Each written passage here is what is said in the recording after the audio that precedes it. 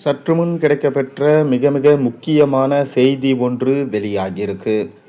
ஸ்டாலினுக்கு துரோகம் செய்த சேகர் பாபு கதை முடிந்தது.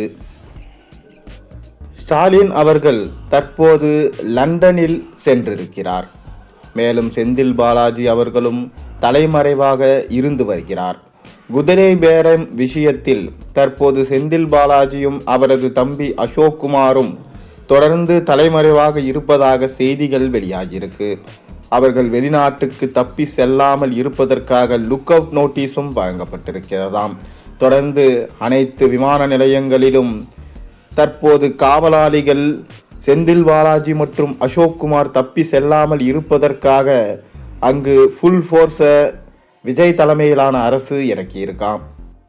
திமுக என்பது பல ஆண்டுகளாக இருந்து வரும் கட்சி. இப்படி தொடர்ந்து தாவேக அரசின் மூலமாக சுக்குநூறாக திமுக உடைவதை பார்த்து உண்மையான விசுவாசிகள் மன வேதனையில் இருக்கிறார்கள். ஆனால் ஸ்டாலின் லண்டன் சென்றுள்ளார். உதயநிதி ஸ்டாலின் அவர்களோ பிரான்ஸ் சென்றுள்ளார்.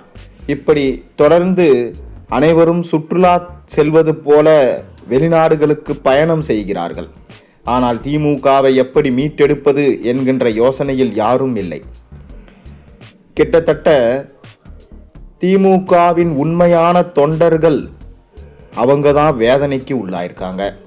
மேலும் கருத்து கணிப்பில் 24 கருத்து கணிப்பிலும் 160 தொகுதிகளை பெற்று திமுக தனி பெரும்பான்மையோடு ஆட்சியை அமைக்கும் என்ற செய்திகளை முதல்வர் ஸ்டாலினிடம் சொன்னாங்க. ஆனால் தேர்தல் முடிவுகள் மு.க. ஸ்டாலின் அவர்களுக்கு பல மனவேதனைகளை ஏற்படுத்தியது.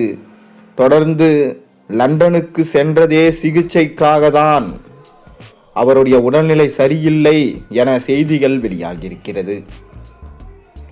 ஏற்கனவே மருத்துவர்கள் அவர் வீட்டில் வந்து அவருக்கு உயர் ரக சிகிச்சை அளித்ததாகவும் தற்போது லண்டனுக்கு சென்று மேல் சிகிச்சை பெற்று வருகிறார் ஸ்டாலின் என்கின்ற ரகசிய தகவலும் தற்போது கிடைக்கப்பெற்றிருக்கிறது. இது அனைத்திற்கும் காரணம் சேகர் பாபு தான். அதனால்தான் சேகர் பாபுவை தற்போது ஒதுக்கிவிட்டார்கள். துர்கா ஸ்டாலின் சேகர் பாபுவை கடுமையாக திட்டியது மற்றும் கட்சியிலிருந்தே விரட்டி அடித்த சம்பவங்களையும் நாம் பார்த்திருந்தோம். திமுக தலைவர் ஸ்டாலின் அவர்கள் கொளத்தூரிலே தோல்வியடைந்தது அவரே எதிர்பாராத ஒரு விஷயம்தான். சாதாரணமாக ஆரம்பிக்கப்பட்ட கட்சி தாவேகா. அதில் VS பாபு என்பவர் யார், எங்கு, எப்படி என்று கூட மக்களுக்கு தெரியாது. ஆனால் VS பாபு அவர்கள் ஸ்டாலினை தோற்கடித்தார் என்றால் அது மக்களால் கொடுக்கப்பட்ட வாக்குறுதி. மக்கள் தீர்ப்பு வழங்கியிருக்கிறார்கள். திமுகவில் தொடர்ந்து பல்வேறு கட்ட ஊழல்களும் லஞ்சங்களும் தான் வாங்கியதால் ஸ்டாலின் அவர்கள் கொளத்தூரிலே தோற்றார். ஆனால் அதற்கு முக்கிய காரணம் சேகர் பாபு. அவர் கொடுத்த ஃபேக் ரிப்போர்ட் தான் ஸ்டாலின் அவர்களுக்கு இந்த நிலைமை ஏற்பட்டது. மேலும் தோல்வியை தழுவி இருக்கிறது. சென்னையில் 16 இடங்கள் தோல்வியை தழுவியது. சென்னை தன்னுடைய கோட்டையாக வைத்திருந்த திமுக தற்போது அதை கோட்டை விட்டுவிட்டது. இதன் அனைத்திற்கும் காரணம் சேகர் பாபு தான். லண்டனில் தனது பேரன் பட்டமளிப்பு விழாவிற்கு தான் சென்றார் என பொதுவெளியில் கண் துடைப்புக்காக சொல்லிவிட்டு அங்கு ரகசிய அறையில் மீட்டிங்கள் போட்டு ஆதரவாளர்களுடன் முக்கிய நிர்வாகிகளுடன் மீட்டிங்கில் முதல்வர் ஸ்டாலின் அவர்கள் ஆட்சி அமையும் என்று பல நிர்வாகிகள் தேர்தலுக்கு முன்பாக பேசியதை சுட்டிக்காட்டி மிகவும் மனவேதனையோட தற்போது ஸ்டாலின் அவர்கள் அங்கு மீட்டிங்கில் இருக்கிறாராம். மேலும் திமுக உறுதியாக வெற்றியடைய வேண்டும் என்று யாருமே திமுக கட்சிக்குள் பணியாற்றவில்லை.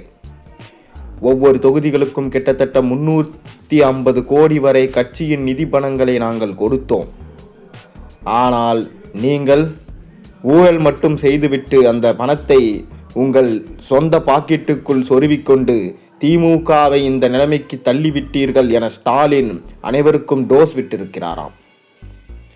மேலும் சொந்த கட்சி ஸ்டாலின் ஆகிய எனக்கே நீங்கள் துரோகம் செய்து விட்டீர்கள். நிச்சயம் மூத்த நிர்வாகிகளும் மாஜி அமைச்சர்களும் எனக்கு செய்த துரோகம் என்பது ஒன்றல்ல இரண்டல்லவே. திமுகவின் IT விங்கை கூட மன்னித்து விடலாம். ஆனால் கூடவே இருந்து குய்பறித்த சேகர் பாபு உள்ளிட்ட பலரும் பெரிதளவில் துரோகம் செய்ததாக உதயநிதி, கனிமொழி, ஆர் ராசா மற்றும் சபரீசன் போன்றவர்கள் கொடுத்த ஆதாரங்களில் அடிப்படையில் கட்சியில் இருக்கக்கூடிய பொறுப்புகள் அனைத்தையும் மாற்றம் செய்ய வேண்டும் என மு.க. ஸ்டாலின் அவர்கள் தற்போது மீட்டிங்கில் பேசியிருக்கிறாராம். மேலும் திமுக 2.0 ஆட்சி தமிழகத்தில் அமரும் என எதிர்பார்க்கப்பட்டது. ஆனால் தற்போது திமுக ஆட்சியை இழந்துவிட்டது. நடைபெறக்கூடிய இடைத்தேர்தலில் ஸ்டாலின் அவர்களை போட்டியிட வைக்க வேண்டும் என்றும் மீண்டும் சேகர்பாபு, KN நேரு உள்ளிட்டவர்கள் கூறி வராங்க.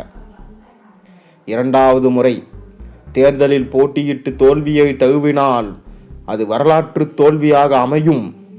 மேலும் 20 ஆண்டுகள் கட்சி மீண்டு வருவதற்கே பல நிலைகளை தாண்டி வரவேண்டியது இருக்கும். மேலும் இந்த தோல்வி திமுகவையே குலைத்துவிடும். இது ஸ்டாலின் அவர்களுக்கு தெரிந்துவிட்டது. அதனால்தான் திருச்சி கிழக்கில் ஸ்டாலின் அவர்கள் நின்றால் நிலைமை என்னவாகும் என கணிப்புகளை செய்துள்ளார். அந்த கணிப்புகளிலும் திமுக 30% மட்டுமே வெற்றி பெறும். மீதி 70% தோல்வியை தழுவதற்கான வாய்ப்புகள் இருக்கிறது. ஸ்டாலின் அவர்கள் திமுகவில் ஒட்டுமொத்தமாக எதிர்ப்புகளை திருச்சி கிழக்கில் இருப்பதால் ஸ்டாலின் போட்டியிட வேண்டாம் என்ற மனநிலையில் தற்போதுக்கு வந்திருக்கிறாராம். ஆனால் துர்கா ஸ்டாலினோ எங்கு ஸ்டாலினுக்கு வெற்றி வாய்ப்பு இருக்கிறதோ அந்த இடத்தில் ஸ்டாலினை நிற்க வைப்போம் என தற்போது அனைத்து இடத்திலும் தாமாகவே சென்று கள ஆய்வுகளை சேகரித்து வருகிறாராம். மக்களிடம் பணத்தை வாரி இறைத்தால் அவர்கள் வாக்குகளை செலுத்தி விடுவார்கள் என்ற விஷயத்தில் நம்பிக்கையாக இருந்தார் ஸ்டாலின். ஆனால் விஜய் அதை சுக்குநூறாக உடைத்து விட்டார்.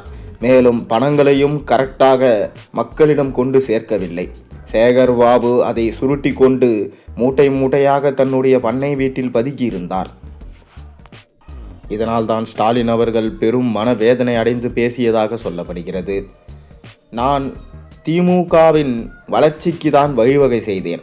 ஆனால் திமுகவில் உள்ள நிர்வாகிகள் உள்ளடி வேலைகளை செய்து திமுகவையே கவிழ்த்து விட்டார்கள்.